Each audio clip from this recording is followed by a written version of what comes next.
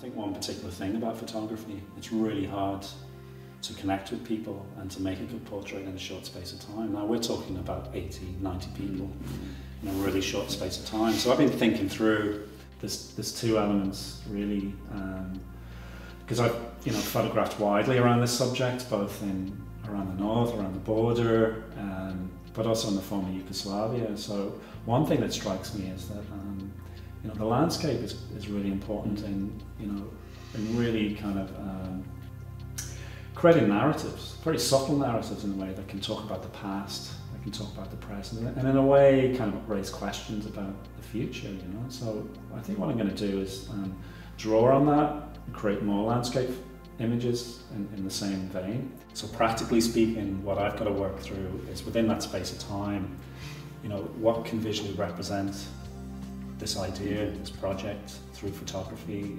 most coherently. And I think there's a couple of things that strike me. The first one is with my practice I would normally use film.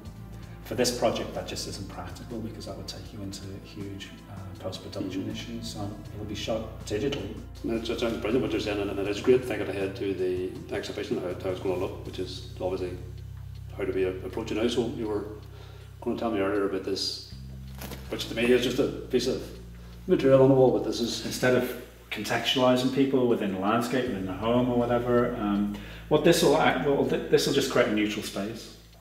So it creates a situation where people can present themselves in whatever way they want. In a very practical way, this can be rolled up, taken into people's homes, taken into people's back gardens, and just find an appropriate place to actually light people.